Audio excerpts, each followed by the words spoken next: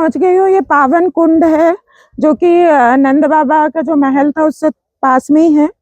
और कहा जाता था कि यहाँ पर नंद बाबा, बलराम जी और ठाकुर जी यहाँ पर स्नान किया करते थे। और जो पानी ऊपर जल नंद बाबा के महल में पहुंचता था वो भी इसी कुंड से पहुंचाया जाता था। तो ये पावन कुंड है और यहाँ पर पीछे बिहारी जी का मंदिर है, ठाकुर जी का मंदिर है, देख सकते हैं आप।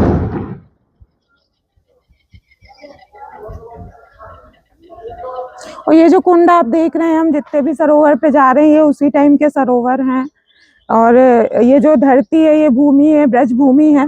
तो ब्रज भूमि पे यहीं पर ठाकुर जी ने लीलाएं की होंगी, यहीं पर घूमे होंगे और इन्हीं सरोवर में स्नान किए होंगे। तो इसीलिए बोलते हैं कि जब आप ब्रज मंडल आते हैं, वृंदावन आते हैं, तो आपको अलग ही आनंद मिलता है, अलग ही एक खुशी होती है, क्योंकि ठाकुर जी यहाँ रज रज में है, कण कण में है। राधे राधे।